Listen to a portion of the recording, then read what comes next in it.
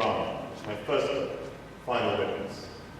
And I submitted that, and I guess that I've learned how to write. There's something I left out, which I think is kind of interesting for everybody here, and which is that back 10 years before I became a writer, I started writing a diary.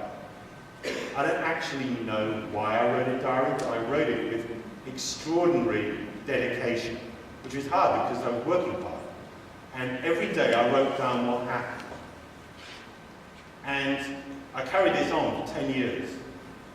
And I think that what I was unconsciously doing, unconsciously, not consciously, was getting ready to be a writer in my subconscious.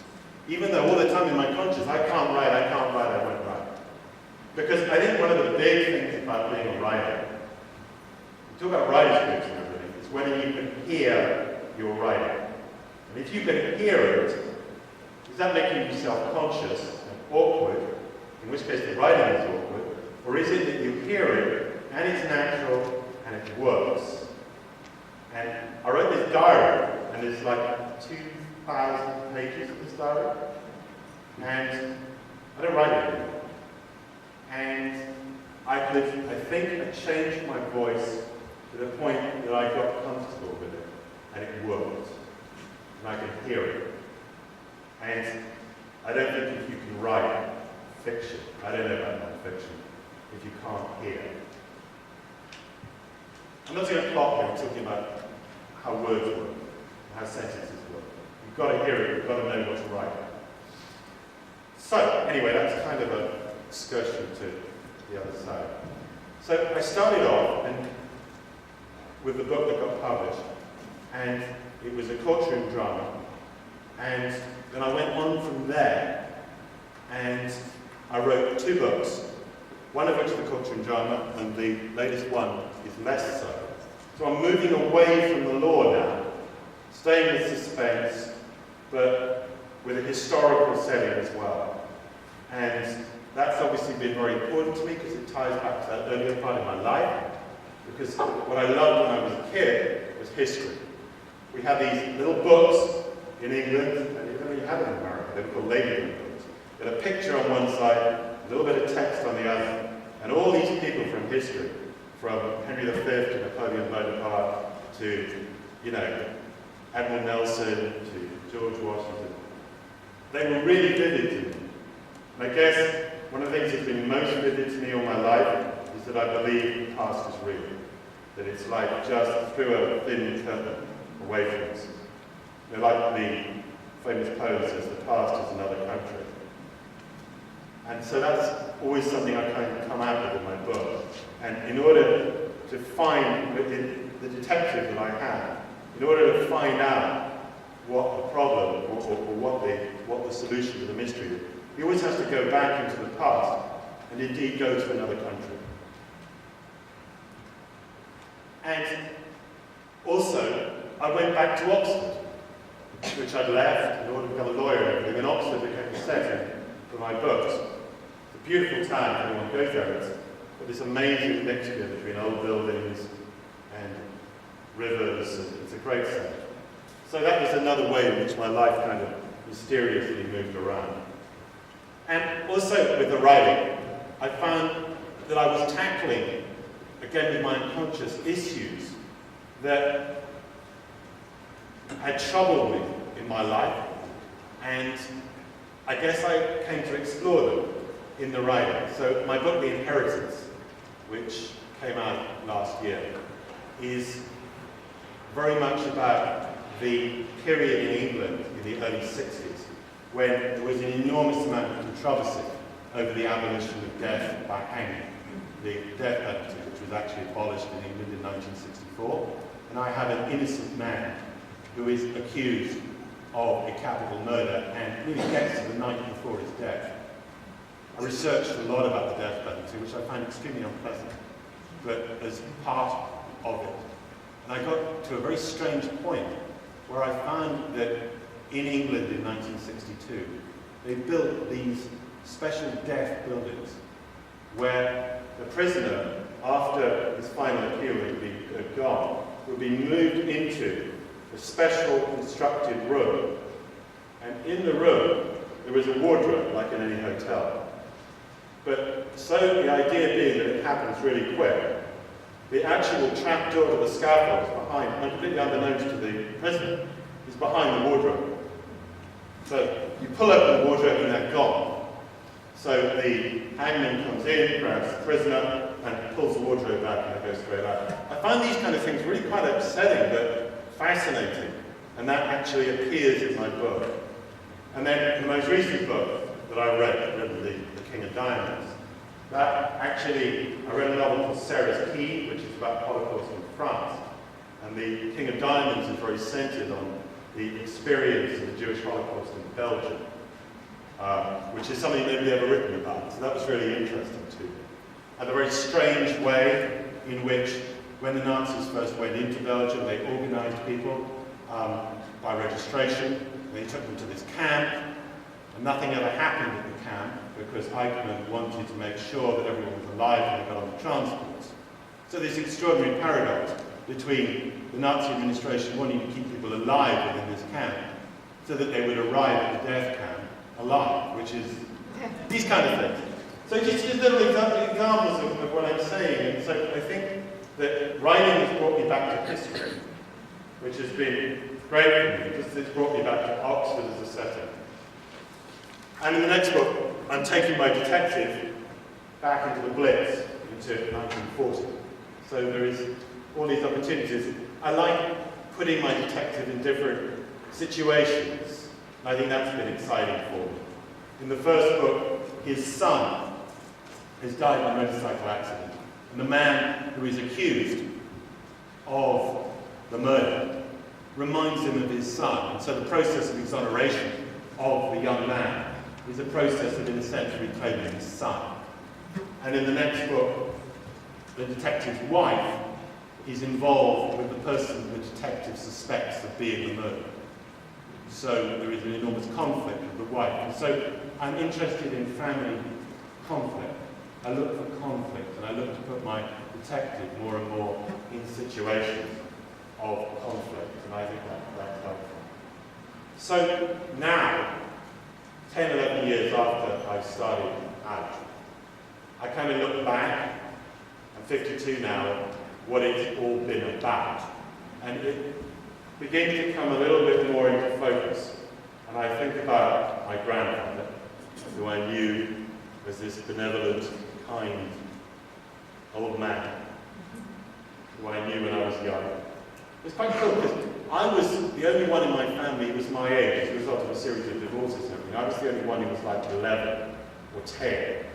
My cousins were either like 20, or my half-brother and half-sister were much younger than me, so I got quite a lot of individual attention. And then him changing, not through his own fault, from benevolent old man to inhibitor, for want of a better word. And then, I suppose now, kind of coming out of the mist as a real person to me. I suppose particularly because I know now what it's like to be a writer. I know what it's like to be rejected. And we all think of J.R.R. Tolkien as this enormous success. But actually, that's not true. What happened to J.R.R. Tolkien was absolutely awful. He wrote this book called The Hobbit in 1937. And what he really wanted to do is he'd written these tales of Middle-earth long before The Lord of the Rings, which eventually found light of day in the Silmarillion. And all these tales were there ready. And so after The Hobbit was published, he went along to see his publisher. And said, the publisher said, well, what have you got? And he showed him his life's work, because he started writing the Silmarillion in the trenches in the First World War. And the publisher sent it to a reader, and the reader said, no, it's too high, it's too far removed, people don't want this, we want more hobbits. And thus The Lord of the Rings, because his book was rejected. His 20 years of writing was rejected. And what's really sad is it never saw the light of day. As he wrote the Lord of the Rings, he got distracted, and when he went back to it, he was much too old, and he lost his way with it, and he started to write it all over again, and he couldn't get it finished, and he became old, and he died not knowing whether any of it would ever see the light of day. So he had a bad experience as well as a good experience as a writer. Wonderful, the Lord of the Rings, but vast segments of his writing never saw the light. And I remember him talking about this in the last year of his life in Oxford. And so I remember me being rejected as a writer and all the tribulations I've gone through. And I also got to... How much time have I got? A bit more? We're fine. We have to... Okay. I also got to find out a bit more about it. And there's a famous story of W.H. Auden going to my grandfather's house in North Oxford and writing, I don't know to who, about how suburban he was. What a sort of kind of boring life he had, this Oxford professor. But the fact was, and I think this image has always been there, and people find it strange that this creator of Middle Earth was this person who sat at home, teaching his students and never seemed to go anywhere, and did the daily Telegraph crossword every day. Kind of bizarre, but the truth is actually very different. I don't know how many know this, but he was born in South Africa back in 1892. And his parents had gone there because his father had gone there to work for the Bank of South Africa. And they had quite a good life, as people did when they went out to foreign parts from England. They had servants, and there is a photograph of my great-grandfather Arthur with all his servants and his wife all around him. And his wife Mabel didn't like it because it was too hot, like Arizona.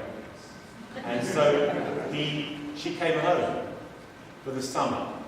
And while she was home, he just died, just like that. He just fell down dead. One day she got a telegram saying he's got scarlet fever, and 2 days later he was dead.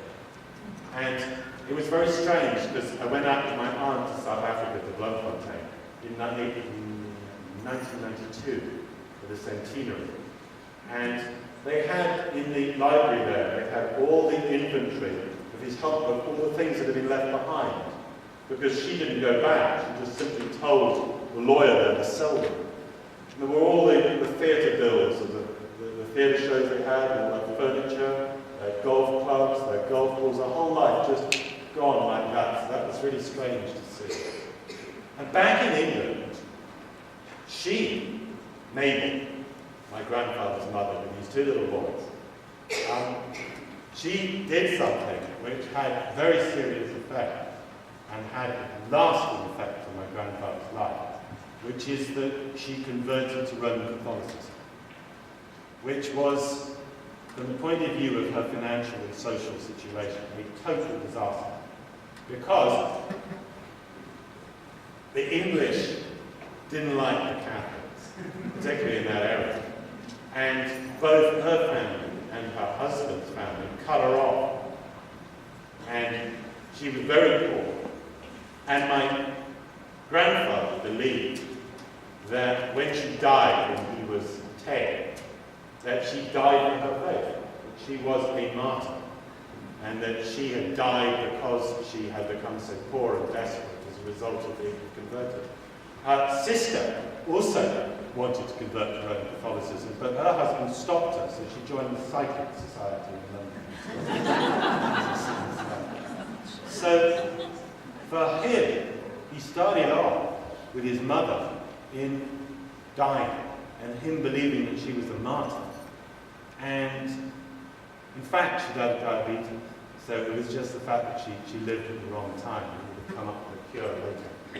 But I think his whole sense of the Virgin Mary as absolutely vital to his life was from what happened to his mother. And then he was an orphan with his brother, and he moved to Birmingham, and he met my grandmother because they were both orphans in a house where they had been taken in. And my grandmother was on the floor down below where she had a room where she played the piano.